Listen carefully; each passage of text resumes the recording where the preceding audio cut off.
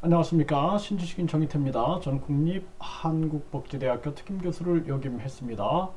베트남에서 한국인들이 망하는 이유 10번째 이야기입니다. 협박.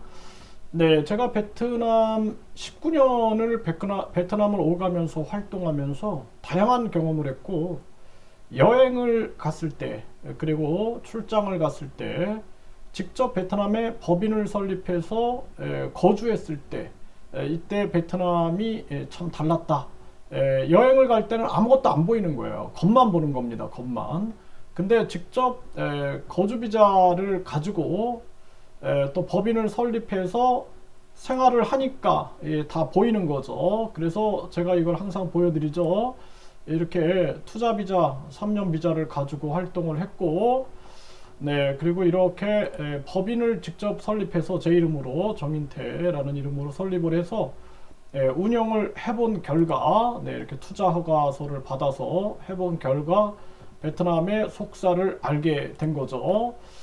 네, 요즘에 많은 분들이 이 베트남에 가는 분들이 많아요. 그래서 한 분은 이제 퇴직을 하시는 거예요. 퇴직을 하시는데 아예 이제 베트남에 가서 거주하겠다. 베트남에서 이제 연금을 받고 뭐 이제 연금이 이제 한 몇백만 원 나오시나 봐요. 그러니까 아예 베트남 가서 살려고 한다. 근데 이제 비자가 문제죠, 비자. 네, 비자를 여행 비자를 뭐 가지고 3개월마다 다른 나라를 넘어갔다 오고 이런 식으로 이제 많은 사람들이 살고 있는데, 이제 그런 식으로 하다가 예를 들어서 내가 뭐 식당이라도 만들어 놓고 뭐 회사라도 만들어 놨는데 그런 식으로 한다 그러면은 나중에는 비자를 가지고 뭐 한국에서 불법 체류자, 베트남 불법 체류자 단속하고 그러면은 또 비자를 어렵게 만드는 경우가 있어요. 베트남 정부가 이게 항상 그렇게 만들어집니다. 그래서 한국의 베트남 사람들이 문제를 일으켜가지고 한국에서 이제 비자 문제를 건들면은 베트남 또 그렇게 건드는 부분이 있어요.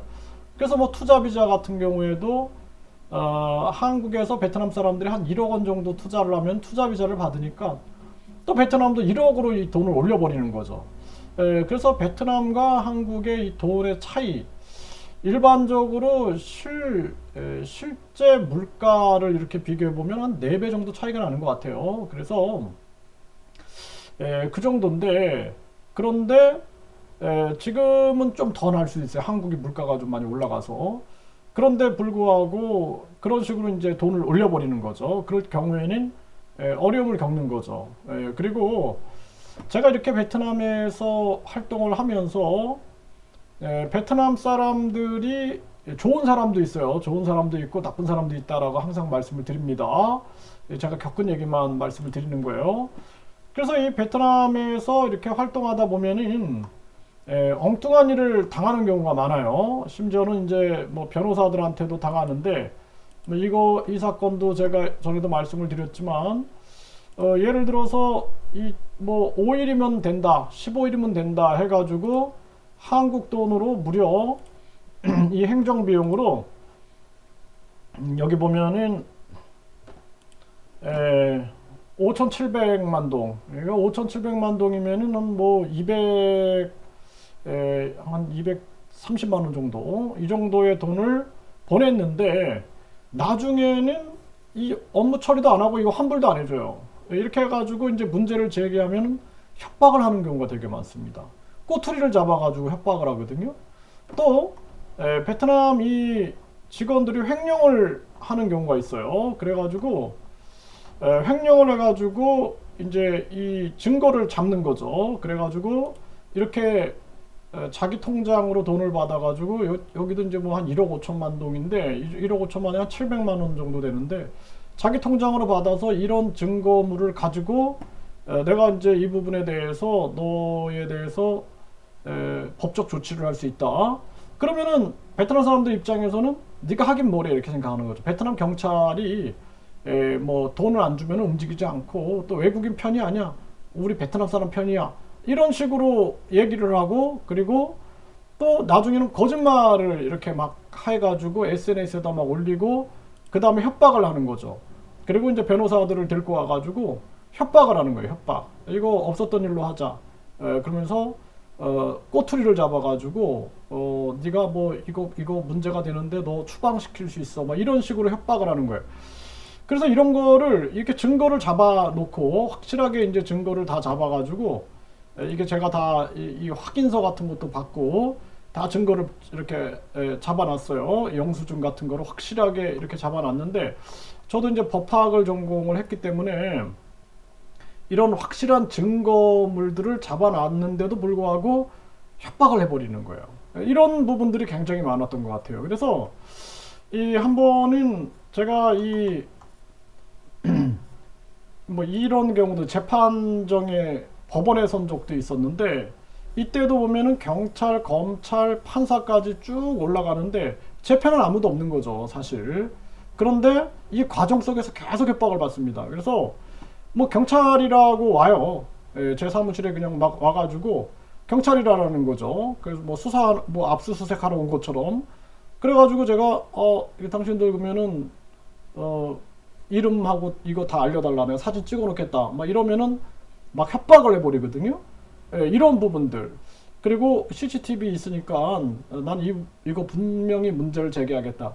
그러면 협박을 해버리는 거죠. 그리고 이제 뭐 정보원인지 뭔지 모르겠지만 제가 가는 곳마다 쫓아다니면서 이렇게 저를 뭐라 그래 사찰한다 그럴까요? 그런 부분들 이런 것들이 이제 존재하고 또 제복 입은 경찰들이 수시로 이렇게 제호를 따라다니면서 저랑 눈이 마주치면 살짝 웃어주고 그러면서 계속 저를 이렇게 감시하는 경우 그런 경우도 있습니다. 그래서 그런 부분들 또 제가 이렇게 학생들을 많이 가르쳤는데 학생들을 가르치다 보면은 이 학생들 중에서도 뭐 착하고 이런 학생들이 대부분인데 어떤 학생들을 보면은 협박을 하는 거죠. 협박을 해가지고 갑자기 돌변해가지고 협박을 하는 경우 뭐 가만 안 두겠다 뭐 욕해버리고 그러니까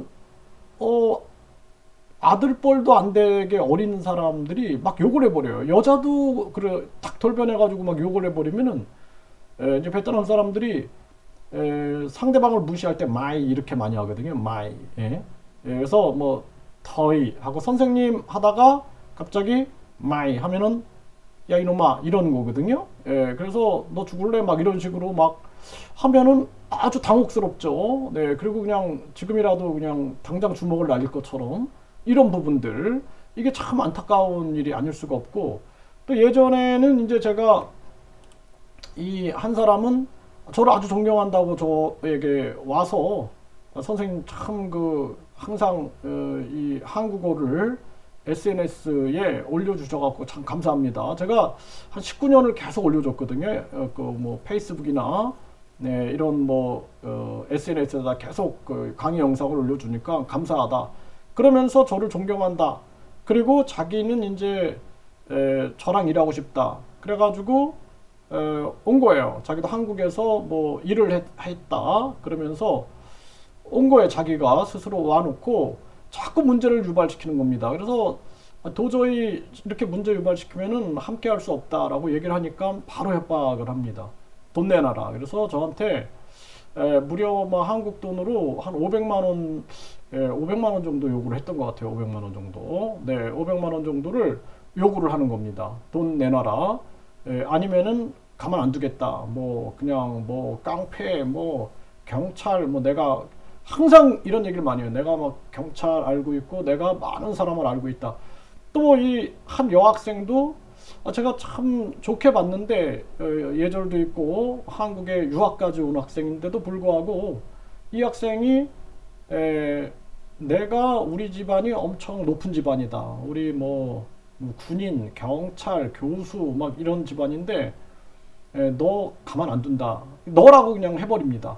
그래가지고 참 당혹스러울 때가 있어요. 그래서 베트남 사람들이 이렇게 좋은 사람도 많아요. 좋은 사람도 많습니다. 네, 아주 그런데 그 중에는 이렇게 돌변해가지고 협박하는 경우가 있어요. 협박. 그래서 저는 제가 무려 한 13년 정도를 되게 아끼고 도와줬던 그러한 베트남 사람이 있는데 그 당사자가 아니라 그 부인이 뭐 변호사 뭐 이런 사람들 데리고 와가지고 협박을 하더라고요. 협박. 그 자기들이 잘못을 해가지고 이런 횡령을 한 부분들에 대해서 증거 자료를 대니까 협박을 해버리는 거예요. 협박을 해가지고 뭐 추방시켜 버리겠다. 네? 또 자기가 아는 사람이 공산당 높은 지위에 있는데 그 사람을 이용해 가지고 저를 추방시키겠다. 뭐 이런 식으로 협박을 하고 또 뭐 온몸에 문신 새긴 사람들이 한 7명 정도 제 사무실에 와가지고 협박을 해버리는 거예요. 이런 경우가 있다라는 것입니다. 그래서 이 돈이 관련된 일은 굉장히 조심해야 된다. 그렇게 분명히 말씀을 드리고 원만하게 해결하는 게 굉장히 중요해요. 원만하게. 그렇지 않고 뭐 뭔가 뒤끝을 남겨놨다 그러면은 보복 그리고 또 협박, 위협 이런 것들이 존재하게 되고 그렇게 되면은 이제 정신 건강이 굉장히 안 좋습니다. 정신 건강. 그래서 저도 이렇게 CCTV를 끊어놓고 그리고 이 쇠파이프를 들고 들어와 가지고 저를 살해하려고 했겠죠. 그런데 또 불구하고 법원에서는 이걸 인정을 안 하더라고요. 인정을 안 하고 그냥 사용 안 하지 않았느냐. 이게 제 편이 아니죠. 네. 그런데 이런 거를 자꾸 당하다 보면은 그리고 또 아까 말씀드렸던 것처럼 계속 감찰을 당하고 막 그러다 보면은 정신적으로 굉장히 이상해집니다. 사람이 정신적으로 미쳐갈 수 있거든요. 그래서 정신 건강에 굉장히 안 좋을 수 있어요. 그리고 제가 전 시간에도 말씀드렸지만 스파이들이 굉장히 많다 그랬어요. 스파이들. 스파이들이 위장해서 굉장히 많이 오기 때문에 나중에는 사람들을 믿지 못하는 그런 상황들이 생길 수가 있다라는 거예요. 아주 심각해질 수 있어요. 정신 건강에 좋지 않겠죠. 그래서 이러한 부분들 유의하시고 여러분들도 베트남 생활하시면서 이게 잘 몰라요. 처음에는. 네, 저도 19년을 오가면서 잘 몰랐어요. 처음에는 아무것도 안 보였어요. 그런데 직접 베트남의 법인을 설립하고 제가 1년, 2년, 3년, 4년, 5년을 거주하면서 그때 이제 비로소 베트남에 보이기 시작했습니다. 석살이 보이는 거죠. 그래서 베트남도 좋은 사람이 있지만 나쁜 사람도 있다. 한국도 마찬가지죠. 그런데 한국은 우리가 경찰이나 변호사나 대처를 할 수가 있지만 베트남에 대처하기 상당히 어렵다. 이런 것이 리스크가 된다라는 부분들을 명확하게 아셔야 됩니다.